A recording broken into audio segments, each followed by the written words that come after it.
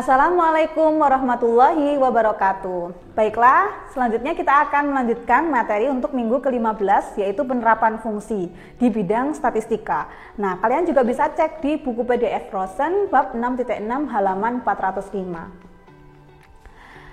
Yang pertama adalah terapan relasi dan fungsi. Ada yang namanya relasi NRI. Apa itu NRI? Jadi yang namanya relasi biner itu hanya menggabungkan antara dua buah himpunan.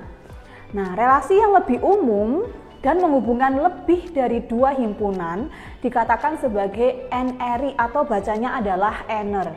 Jika N sama dengan 2, maka relasinya dinamakan sebagai relasi biner. B itu adalah dari kata 2. Dan relasi NR mempunyai penerapan penting di dalam basis data. Karena mata kuliah ini merupakan mata kuliah dasar pengantar himpunan logika, nanti secara basic akan menjadi tools untuk digunakan pada mata kuliah selanjutnya, yaitu mata kuliah basis data. Ya, misalkan A1, A2 sampai dengan AN adalah suatu himpunan, relasi NR pada himpunan tersebut adalah himpunan bagian dari A1 perkalian produk terhadap A2 dan seterusnya sampai dengan AN dengan notasi R subset daripada A1. Di mana A1 sampai dengan AN dikatakan sebagai daerah asal atau relasi dan N disebut sebagai derajat. Oke, next kita akan cek contohnya. Misalkan ada NIM mahasiswa yang terdiri dari beberapa elemen. Ada elemen 135980111 dan seterusnya. Kemudian ada variabel kedua, yaitu variabel nama dengan elemen Amir, Santi, Iwan dan seterusnya. Kemudian ada variabel ketiga, yaitu mata kuliah, yaitu dengan elemen matematika diskrit, algoritma, struktur data dan seterusnya. Kemudian variabel keempat adalah nilai dengan nilai A, B, C, D, E. Maka relasi mahasiswa tersebut memiliki 4 tupel. Nah, di sini kita punya kosakata baru. Tupel ini adalah himpunan dari beberapa variabel. Apa saja? Yaitu variabel NIM, nama, matkul, dan juga nilai. Kemudian kita bisa tuliskan secara simbol matematis, yaitu mahasiswa yang terdiri dari beberapa variabel tadi, NIM, nama, matkul, dan nilai adalah subset daripada NIM dikalikan dengan secara produk atau cross product terhadap nama, matkul, dan juga nilai. Oke, kita akan cek contoh secara detailnya. Nah, maka kita bisa buat yang namanya relasi NR dari mahasiswa tersebut. Jadi ada NIM, berikut ini ya, ada NIM, kemudian namanya Amir, mengambil mata kuliah matematika diskrit dan memiliki nilai A. Baris kedua ada NIM Amir, kemudian mengambil mata kuliah arsitektur komputer dengan nilainya yaitu B dan seterusnya.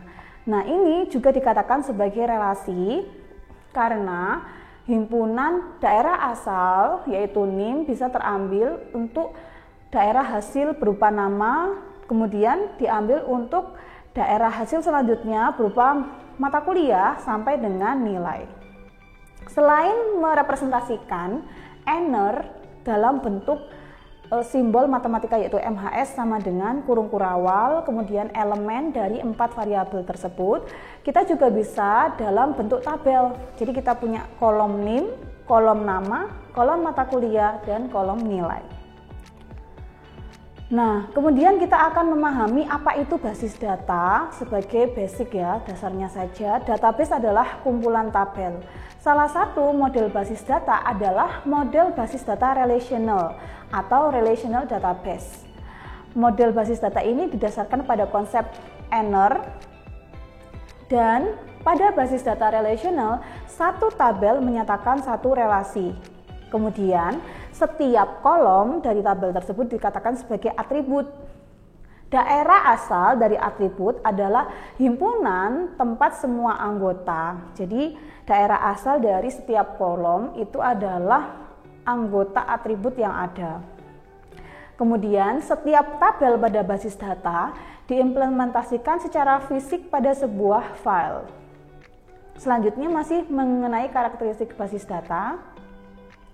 Satu baris data pada tabel menyatakan record. Kemudian setiap atribut itu menyatakan sebuah field. Secara fisik, basis data adalah kumpulan file, sedangkan file adalah kumpulan record, dan setiap record itu memiliki sejumlah field. Nah, yang paling penting adalah kita harus memiliki yang namanya kunci atau key. Jadi key ini adalah identifikasi unik elemen relasi. Misalkan tadi kuncinya adalah NIM. Jadi yang namanya NIM tidak mungkin sama antar mahasiswa satu dengan mahasiswa lainnya. Next, ada operasi dalam database. Jadi operasi terhadap basis data itu kita lakukan dengan pernyataan perintah yang disebut dengan query. Misalkan, tampilkan mahasiswa yang mengambil mata kuliah matematika diskrit. Kemudian, tampilkan daftar mahasiswa dengan daftar nilai mahasiswa dengan NIM berikut dan seterusnya. Nah, itu adalah operasi yang ada di dalam basis data atau disebut sebagai query. Selain operasi untuk menampilkan, ada beberapa operasi lain dalam basis data. Misalkan proyeksi, kemudian join, dan juga ada beberapa operasi lain, misalkan untuk menampilkan dan juga memilih. Misalkan pada operasi pertama yaitu seleksi, kita ingin mengetahui daftar mahasiswa yang mengambil mata kuliah diskrit. Maka secara matematis operatornya adalah dengan menggunakan sigma. Sigma matkul sama dengan matematika diskrit dalam kurung mahasiswa. Arti dalam kurung adalah dari tabel mahasiswa. Nah, maka dari tabel ini kita akan melist siapa saja mahasiswa yang mengambil mata kuliah diskrit. Nah, ternyata hasilnya adalah yang bertanda kuning, ada Amir dan juga Hamdan. Selanjutnya ada operasi proyeksi, yaitu memilih kolom tertentu dari suatu tabel. Jika ada beberapa baris yang sama nilainya, maka hanya diambil satu kali.